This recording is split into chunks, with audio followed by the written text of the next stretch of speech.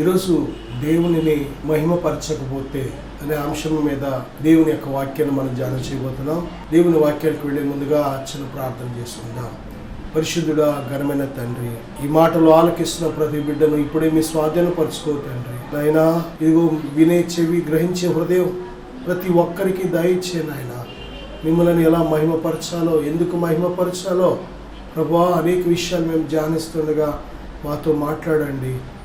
మమ్మల్ని మీ స్వాధీనపరచుకొని మరి యేసుక్రీస్తు వారి నామంలో ప్రార్థిస్తున్నాను తండ్రి, ఆమేన్. దేవుని బిడ్డలారా, ఈరోజు దేవునిని మహిమపరచకపోతే రోమపత్రికలో కానీ మనం చూసినట్లయితే మొదటి అధ్యాయం 21వ వచనం నుంచి మనం చదివితే, మరియు వారు దేవుని నెరిగి ఆయనను దేవునిగా మహిమపరచలేదు, కృతజ్ఞతాస్తుతులు చెల్లింపను లేదు గాని తమ వాదముల యందు వ్యర్థులైరి, వారి అవివేక హృదయము అంధకారమయమాయను. తాము జ్ఞానులమని చెప్పుకొనుచు బుద్ధిహీనులైరి, వారు అక్షయుడగు దేవుని మహిమను క్షయమగు మనుషుల యొక్కయు, పక్షుల యొక్కయు, చతుష్పాద జంతువుల యొక్కయు, పురుగుల యొక్కయు ప్రతిమా స్వరూపముగా మార్చిరి. వారు దేవుని ఎరిగియు దేవునిని దేవునిగా మహిమపరచలేదు. దేని ప్రియబిడ్డ, దేవునిని ఎరిగియు వారు దేవునిని దేవునిగా మహిమపరచలేదు. ఈరోజు ఎంతమందికి దేవునిని దేవునికి ఎంతమంది ఈరోజు దేవునిని తెలుసుకొని దేవునిని దేవునిగా గుర్తించి ఆయనను మహిమపరుస్తున్నారు? ప్రియబిడ్డలారా, వారు దేవుని యొక్క దైవత్వాన్ని, దేవుని యొక్క నిత్య శక్తిని వారు ఎరిగి ఉండి కూడా, దేవుని బిడ్డలారా, ఆది నుండి దేవుడు ఆయన సృజించిన ప్రతి వస్తువును పరీక్షించినప్పుడు మనం దేవుని యొక్క గొప్ప శక్తిని తెలుసుకోగలుగుతున్నాం. ఈ భూమి, ఆకాశం, దాని యొక్క వైఖరులను ఆలోచిస్తున్నప్పుడు దేవుని యొక్క జ్ఞానాన్ని, దేవుని శక్తిని, దేవుని ప్రభావాన్ని మనం తెలుసుకోగలుగుతున్నాం. ప్రియబిడ్డలారా, ఒక ఫోను చాలా గొప్ప ఫీచర్స్తో ఉన్నాయంటే ఆ ఫోన్ని తయారు చేసిన కంపెనీని మనం ఇది చాలా బాగుంది, ఈ ఫోను, దీని ఫీచర్స్ చాలా బాగున్నాయి అని అనేకుడికి మనం చెప్తూ ఉంటాం. ఏదైనా ఒక వస్తువు మనకు దేనిలో నచ్చిన, ఇష్టమైన ఒక వస్తువు ఏదైనా ఒకటి ఉందంటే ఆ వస్తువును సృజించిన ఎవరో ఒక వ్యక్తి ఉంటాడో, ఆ వ్యక్తిని కనిపెట్టిన, తయారు చేసిన వ్యక్తి లేక ఒక కంపెనీయో ఎవరో ఉంటారో వారిని మనం ఎంతగానో పొగుడుతూ ఉంటాం. ప్రియబిడ్డ, ఒక కారు మనకు నచ్చింది అంటే ఆ కారుని అమ్మిన ఆ కంపెనీ వారిని లేక ఆ కారుకు సంబంధించిన ఫీచర్స్ని కనిపెట్టిన వారిని మనం ఎంతో పొగుడుతూ ఉంటాం. దేని బిడ్డ, ఈ భూమి మీద తల్లిగర్భంలో నిన్ను, నన్ను, మనలందరినీ సృజించిన దేవునిని ఎరిగి ఉన్నావా? దేవునిని దేవునిగా మహిమపరుస్తున్నావా? దేవునికి చెల్లించవలసిన మహిమ, ఘనతలు, ప్రభావములు ఆయనకు మాత్రమే చెల్లించగలుగుతున్నావా? ఈరోజు మానవుడు దేవుడిచ్చిన ఎంతో ఫలవంతమైన భూమిని అనుభవిస్తున్నాడు. దేవుడిచ్చిన ఎన్నో రుచి కలిగిన పదార్థాలను అనుభవిస్తున్నాడు. పళ్ళు, ఫలాలను అనుభవిస్తున్నాడు. దేవుని బిడ్డలారా, ఈ భూమి నుంచి దేవుడు ఈ భూమి యొక్క మంచి పదార్థాలను దేవుడు మనకు ఇచ్చాడు. వాటన్నిటినీ మానవులమైన మనము అనుభవిస్తూనే మనం ఈ భూమి మీద సమృద్ధిగా సంతోషంగా జీవించడానికి ఇచ్చిన ప్రతి వస్తువును, ప్రతి పదార్థాన్ని అనుభవిస్తూనే దేవునిని దేవునిగా మనం మహిమపరచలేకపోతున్నాం. దేవునిని ఎరిగి కూడా దేవునిని దేవునిగా మహిమపరచలేకపోతున్నాం. దేవుని బిడ్డలారా, ఇది మన ఆత్మీయ జీవితంలో ఒక భయంకరమైన మంచి నుంచి చెడు వైపు, దేవుని బిడ్డలారా, జీవము నుంచి మరణం వైపు వెళుతున్న టర్నింగ్ పాయింట్ అని చెప్పుకోవచ్చు. నిజమే, మనము ఏ క్షణమైతే దేవునిని దేవునిగా మహిమపరచక, ఏ క్షణమైతే మనము దేవునికి చెల్లించవలసిన మహిమ దేవునికి చెల్లింపక ఎప్పుడైతే మనం ఉంటున్నామో వెంటనే మన హృదయంలో జరిగే కొన్ని మార్పులు కానీ మనం చూసినట్లయితే మనము వాదాలు మాత్రమే జరుగుతాయి. దేవుని బిడ్డ, వాదాలు పెట్టుకొని ఏమీ సాధించలేని వారుగా ఉంటాం. అంతేకాదు, బుద్ధిహీనులుగా మాట్లాడుతూ ఉంటాం, అజ్ఞానులుగా మాట్లాడుతూ ఉంటాం. దేని బిడ్డ, దేవునిని దేవునిగా మహిమపరచడం మనకు మంచిది. దేవునిని మొదట తెలుసుకోవడం దేని బిడ్డ మంచిది. తమ దేవునిని ఎరుగువారు గొప్ప కార్యములు చేస్తారని బైబిల్ వాగ్దానం చేస్తుంది. దేవునిని ఎరిగిన వారు, ప్రభువైన యేసుక్రీస్తు వారు చెప్తున్నారు కదా, నా యందు విశ్వాసం ఉంచువాడు నాకంటే గొప్ప కార్యాలు చేయను. విశ్వాసం ఎవరిని ఉంచుతాం మనం? ఒక వ్యక్తి తెలియకుండా, ఒక మనిషి తెలియకుండా దేవుని బిడ్డలారా వారిని మనం విశ్వసించలేము. అలాగే ఆ మనిషి కోసం పూర్తిగా మనకు తెలిసినప్పుడు ఆ మనిషి ఏదైనా చెప్తే మనం ఆ మాటల మీద విశ్వాసం ఉంచుతాం. అలాగే దేవాది దేవుని నువ్వు తెలుసుకున్నట్లయితే దేవుని మీద విశ్వాసం ఉంచగలుగుతావు. నీకు ఎప్పుడైతే దేవుడు తెలియదో దేవుని మీద విశ్వాసం ఉంచలేవు. దేని బిడ్డలారా, దేవుని మీద విశ్వాసం ఉంచలేవు. అంతేకాదు దేవునిని దేవునిగా మహిమపరచలేవు కూడా. మన హృదయంలో దేవునిని మనము దేవునిగానే మహిమపరచకపోతే శత్రువైన సాతాను ఉన్నాడో ఆ శత్రువు ఏం చేస్తాడు అంటే దేవునికి చెందవలసిన ప్రతి విధమైన ఆ మహిమను ఘనతను వాడు దొంగిలిస్తూ ఉంటాడు.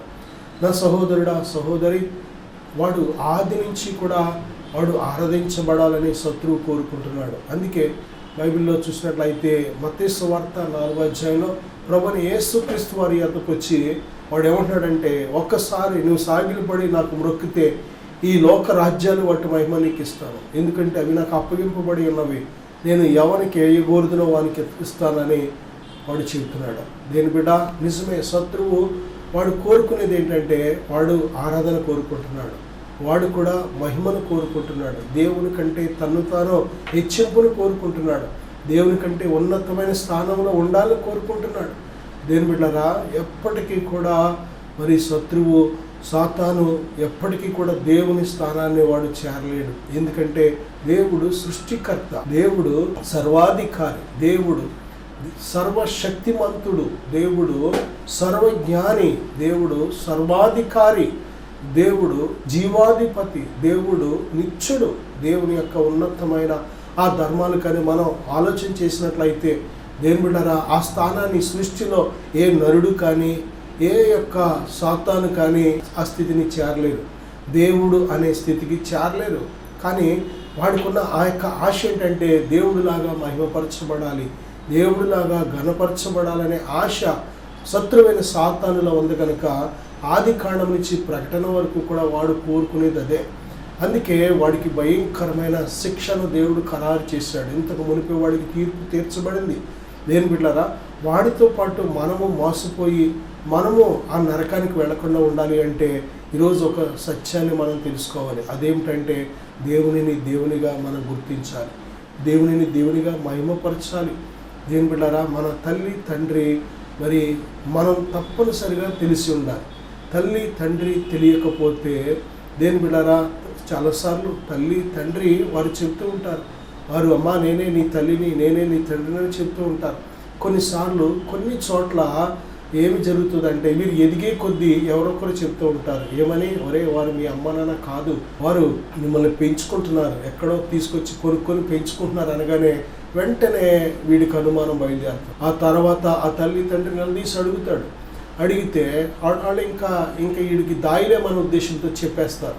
అవునరా నిజమే, నువ్వు ఇన్నిసార్లు అడుగుతున్నావు కాబట్టి మేము అబద్ధం ఇంకా దాయిలేం, నిజం చెప్పేస్తున్నాం, నేను కొనుక్కున్నాం, చిన్నప్పుడు ఒకరి దగ్గర తెచ్చుకున్నాం అనగానే వాడికి ఇంకా ముందు నన్ను కన్న తల్లి ఎవరు, నన్ను కన్న తండ్రి ఎవరు అనే ఆలోచన పడుతూ ఉంటాడు. వెంటనే ఆడి యొక్క ప్రయత్నం ఏంటంటే ఆ యొక్క పెంచిన వారి కంటే కన్న తల్లి తండ్రి ఎవరు. నిజమే, బైబిల్ చెప్తుంది 139 కీర్తనలో తల్లి గర్భంలో నిన్ను నిర్మించిన వాడును నేనే అంటున్నాడు దేవుడు. దేని బిడ్డరా, నీ నాసిక రంధ్రములలో ప్రాణవాయువును ఊదింది నేనే అని ఆయన చెప్తున్నాడు. బిడ్డలారా, నీకు ఒక దేహాన్ని అమర్చింది ఆయనే అని దేవుడు చెప్తున్నాడు. నీ లోపల ఆత్మనే దీపాన్ని వెలిగించి ఇచ్చింది ఆయనే అని దేవుడు చెప్తున్నాడు. కనుక ఈ ప్రాణాత్మ దేహాలను సృజించిన ఆ దేవుని ఎప్పుడైతే మనం తెలుసుకుంటామో, తెలుసుకోవడానికి ఎప్పుడైతే మనం వెతుకుతూ ఉంటామో తప్పనిసరిగా ఆయనను వెతుకు వారికి ఆయన తన్ను తాను బయలుపరుచుకునే దేవుడు. వెదకండి అంటున్నాడు దేవుడు. వెదకండి, అడుగుడి మీకు ఇవ్వబడును, వెదకుడి మీకు దొరుకును, తట్టుడి మీకు తీయబడును. ఏ విషయాలు వెదకాలి? దేని బిడ్డారా, నిజంగా సత్యాన్ని మనం వెతికేవారిగా ఉండాలి. మనలను నిర్మించిన దేవునిని తెలుసుకోవడానికి వెతికేవారిగా మనం ఉన్నప్పుడు తప్పనిసరిగా ఆయన వారికి బయలుపరుచుకుంటున్నాడు, తను తాను తెలియపరుచుకుంటున్నాడు. నా సహోదరుడా సహోదరి, ఈ లోక భౌతిక నేత్రాలతో కాదు, కానీ నీ ఆత్మను దేవుని వైపు త్రిప్పాలి, నీ ఆత్మను దేవుని మీద విశ్వాసం ఉంచాలి, నీ ఆత్మలో దేవుని అడగాలి, దేవా నాతో మాట్లాడు, నన్ను దర్శించు అని. ఎప్పుడైతే దేవుని మీద దేవునిని చూడాలని దావీదు కలిగినట్లు ఒక ఆకలి దప్పిక నీలో ఉన్నట్లయితే దేవుడు తప్పనిసరిగా నీకు బయలుపరుచుకోవడానికి సిద్ధంగా ఉన్నాడు. రోమపత్రిక 1వ అధ్యాయం 21వ వచనంలో దేవునిని ఎరిగియు, ఈరోజు చాలా మంది దేవునిని ఎరిగియు మరి దేవుని ఎందుకు సేవించలేకపోతున్నారు, దేవుని ఎందుకు వెంబడించలేకపోతున్నారు, దేవునికి వారి జీవితాలు ఎందుకు సమర్పించుకోలేకపోతున్నారు అంటే సమాజానికి భయపడి, ఈ లోకంలో దేని బిడ్డారా మనుషులకు భయపడి, పరిస్థితులకు భయపడి, అనేక రకాల కారణాల చేత సత్యాన్ని వారు ఒప్పుకోలేకపోతున్నారు. కానీ దేని బిడ్డారా ఆయన నీకు సమీపంగా ఉన్నప్పుడే ఆయన పట్టుకో.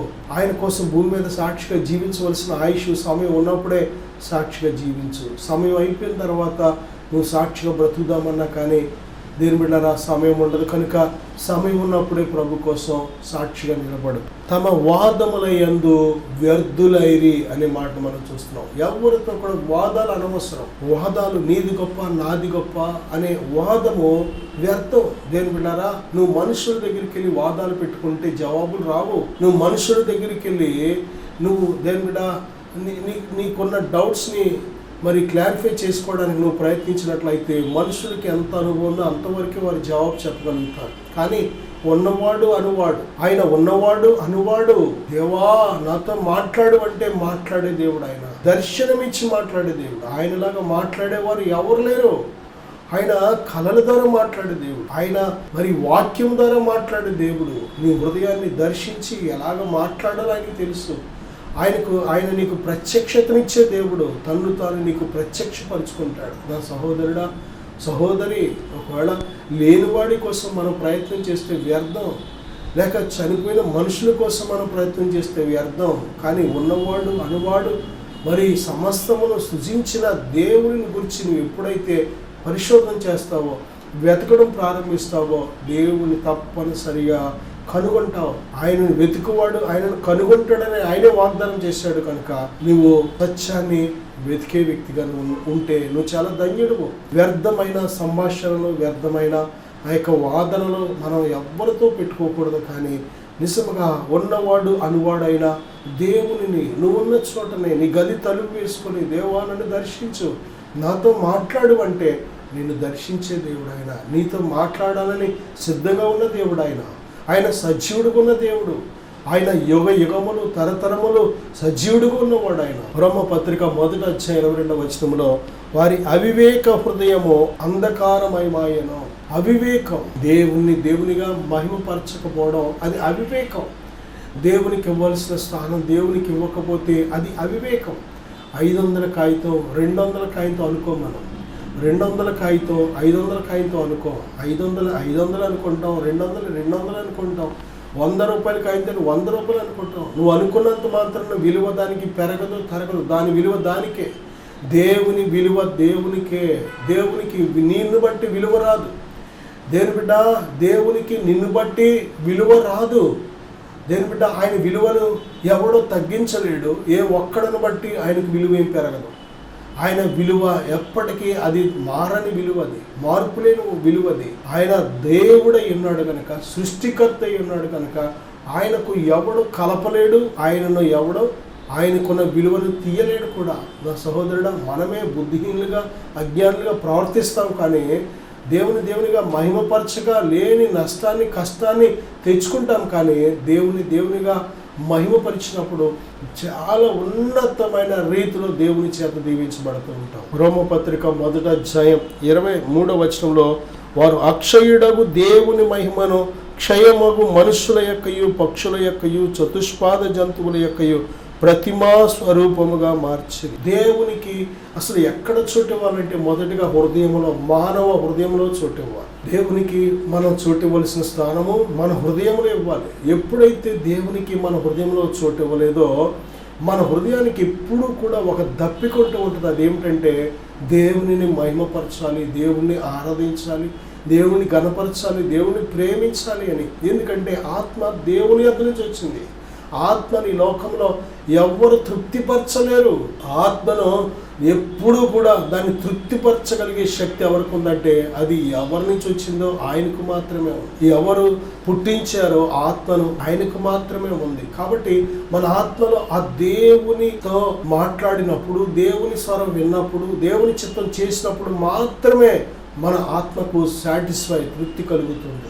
అప్పుడు మాత్రమే నెమ్మది కలిగి బ్రతుకుతుంది. అందుకే ప్రభు చెప్తున్నారు కదా, ప్రయాసపడి భారం మోసుకొనిచున్న సమస్త జనులారా నా యొద్దకు రండి, నేను మీకు విశ్రాంతి కలుగ చేతును. నేను సాత్వికుడను, దేన మనసు గలవాడను. నా యొద్ద నేర్చుకొని నా కాడి ఎత్తుకుని, ఎలాగనగా నా కాడి సులువుగాను నా భారము తేలికగాను ఉన్నదని ప్రభు చెప్తున్నారు. ఆయన ఆజ్ఞలు చాలా తేలికైన ఆజ్ఞలు. ఆయన ఆజ్ఞలు చాలా మనకు క్షేమకరమైన ఆజ్ఞలు. ఆయన ఆజ్ఞలు నిత్య జీవం కలుగజేసే ఆజ్ఞలు. నా సహోదరుడా, ఆయన మాట వింటున్నప్పుడు మనకు నెమ్మది కలుగుతుంది, సమాధానం కలుగుతుంది, సంతోషం కలుగుతుంది.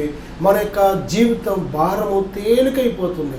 ప్రభునందు విశ్వాసం ఉంచి బ్రతికినప్పుడు ఈ లోకంలో ప్రతి పరిస్థితిని చాలా సులువుగా నువ్వు జయించగలుగుతున్నావు. మానవుడు ఎప్పుడైతే తన ఆత్మను తృప్తిపరచగలిగే ప్రభువుకి చోటు ఇవ్వలేదో, దేవునిగా మహిమపరచలేదో, ఇక మానవుడు ఏం ప్రారంభించాడంటే ఆ యొక్క దేవునికి ఇవ్వవలసిన స్థానాన్ని దేవునికి ఇవ్వకుండా ఆ యొక్క దేవుని మహిమను ఎలా మార్చారు అంటే, అక్షయుడగు దేవుని మహిమను క్షయమగు మనుష్యుల యొక్కయు పక్షుల యొక్కయు చతుష్పాద జంతువుల యొక్కయు ప్రతిమా స్వరూపముగా మార్చేశారు. ఏ నరుడు దేవుడు ఎప్పటికీ కాలేడు, ఏ చతుష్పాద జంతువు దేవుడు ఎప్పటికీ కాలేవు, ఏ పక్షులు దేవుడిగా ఎప్పటికీ కాలేవు. నా సహోదరుడా, సహోదరి, దేవుని స్థానంలో మనం ఎవరిని వేటిని పెట్టినా కానీ అది కేవలం మన తృప్తి కోసం, మన భ్రమ కోసం మనం చేసుకుంటున్నదే.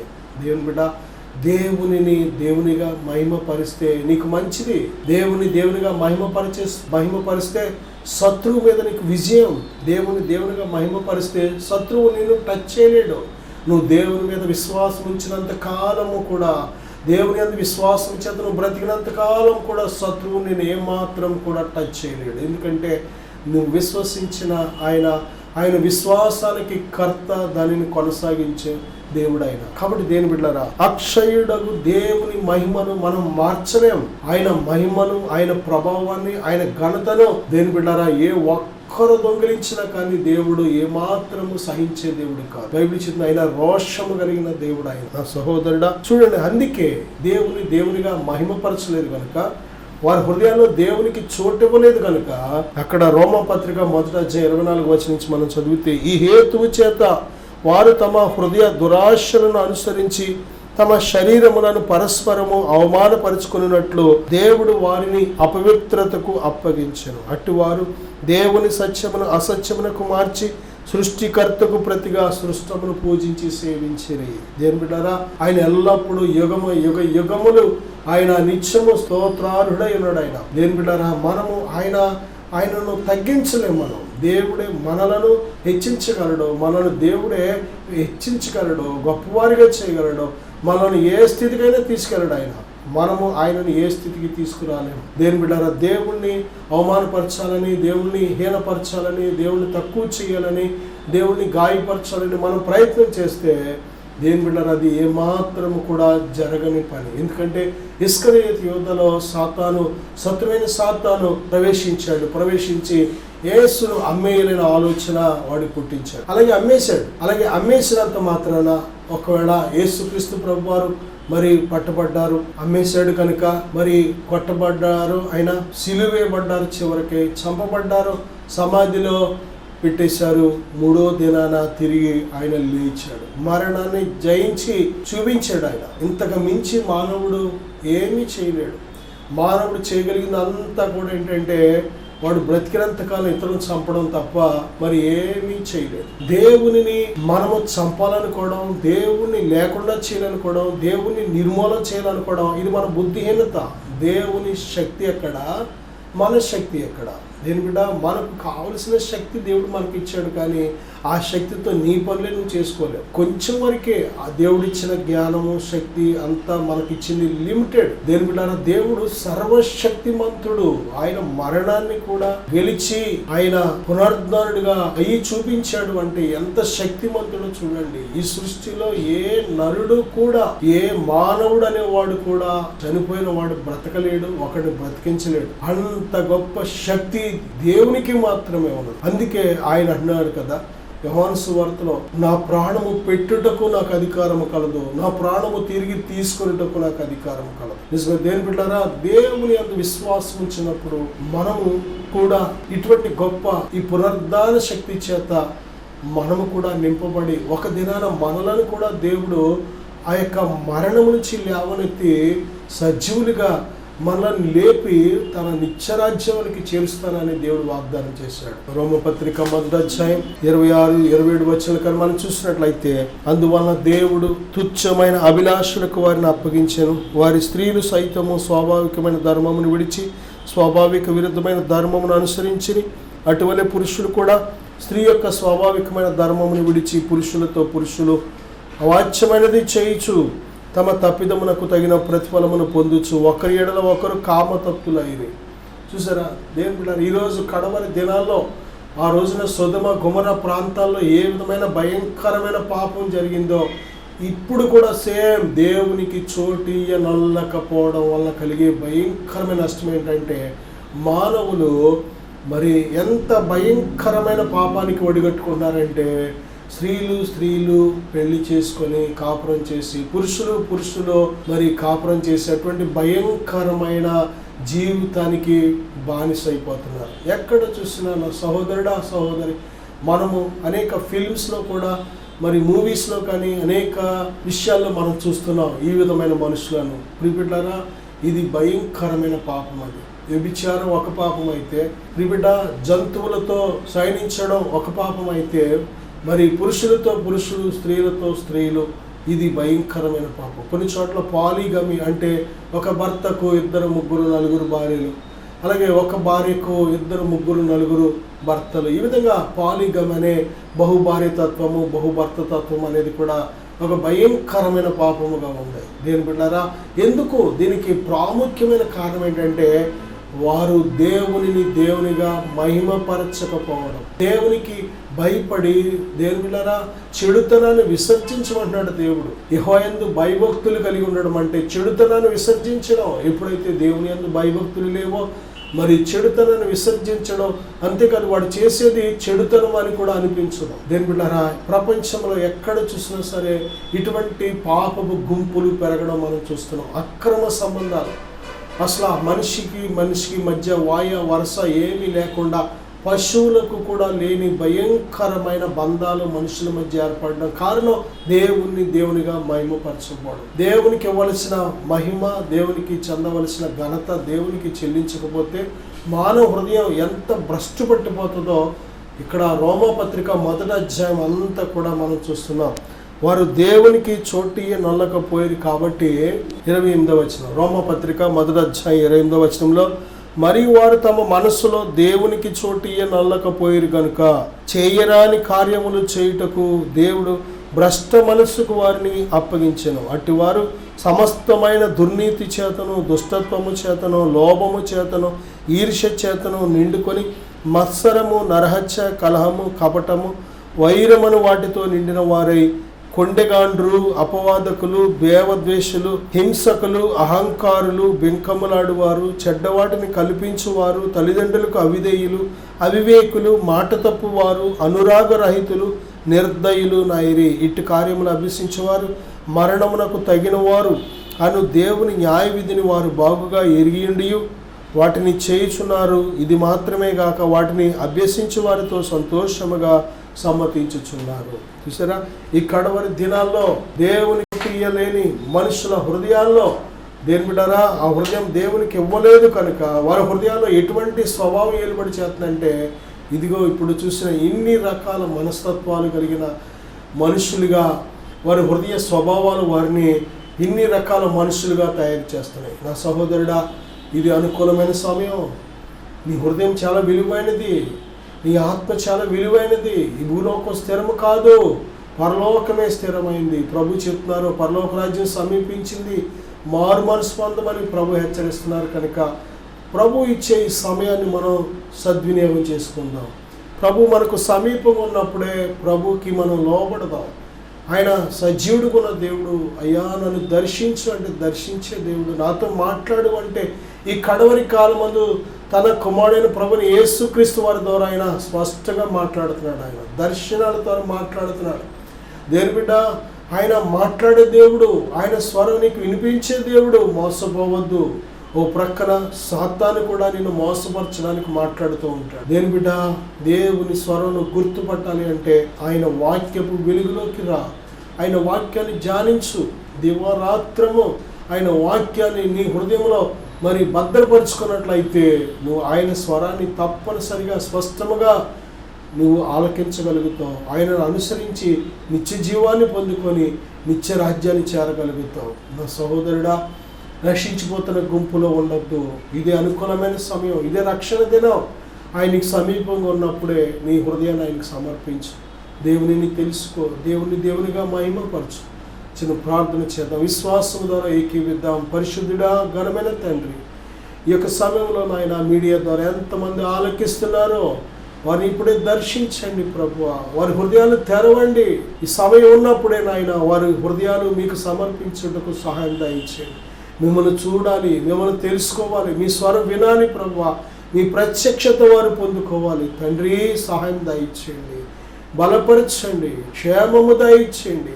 వారి హృదయంలో మీ వాక్యపు వెలుగు, మీ సత్యమనే వెలుగు, మీ ఆత్మనే వెలుగు ప్రసరింప చేయండి ప్రభువా. మీ కృపను కనికరాన్ని కుమ్మరించమని యేసు నామములో ప్రార్థిస్తున్నాను తండ్రి. ఆమేన్.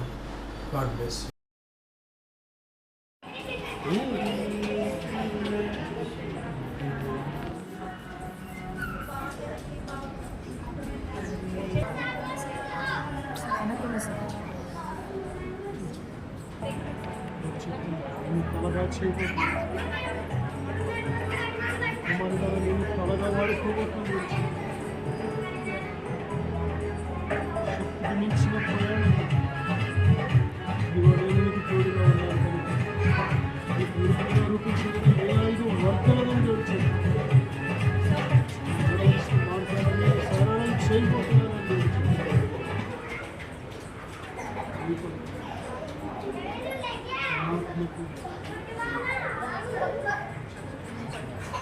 ఆత్మని మీకు తోడుగా ఉంచి ఉన్నాను గడిచి, ఆత్మ నీలో ఉంచి ఉన్నాను గడిచి, నేను మీకు తండ్రిలో ఉన్నాను గడిచి. దేవునామానికి వందనాలు, సేవకులకు నా వందనాలు. నా పేరు వినయ్ కుమార్, మాది పెద్దతాడేపల్లి గ్రామము. నేను కూడా దేవుడు నమ్ముకొని దేవుడి మందిరానికి అయితే వెళ్ళేవాడిని, కానీ నా ఆత్మీయ జీవితం అంత ఫలవంతంగా లేదు. అనేకమైన బంధకాలతో నా ఆత్మీయ జీవితము ఉంటూ ఉండేది. అలాగే ఒకరోజు సేవకులు ఎనైటింగ్ వాటర్ ద్వారా ప్రార్థన చేస్తున్నారని నేను విన్నాను. ఆ ప్రార్థన చేయించుకున్న వారి జీవితంలో ఎన్నో గొప్ప కార్యాలు దేవుడు చేశారు. చాలామంది విడుదల లేని వారు విడుదల పొందుకున్నారు, స్వస్థత లేని వారు స్వస్థత పొందుకున్నారు. ఎప్పుడైతే ఆ సాక్ష్యాన్ని నేను విన్నానో నా జీవితంలో కూడా దేవునిలో బలంగా సాగాలని, దేవునిలో నడవడానికి, నేను కూడా దేవునిలో స్థిరముగా ఉండాలని చెప్పి ఒకరోజు సేవకుల యొద్దకు వెళ్ళి ప్రార్థన చేయించుకున్నాను. ఎప్పుడైతే సేవకుల ద్వారా ప్రార్థన చేస్తున్నప్పుడే దేవుడు నన్ను బలంగా తాకారు. వెంటనే నా హృదయం నుంచి ఏదో ఒక తెలియని బంధకం, ఏదో ఒక చీకటి నా నుంచి బయటికి వెళ్ళిపోవడం నేను గ్రహించాను.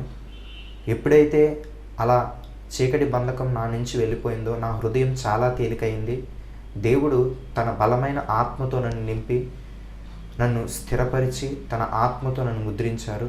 ఆ రోజు నుంచి ఈ రోజు వరకు కూడా నా జీవితంలో దేవుడు ఎన్నో గొప్ప కార్యాలు చేశారు.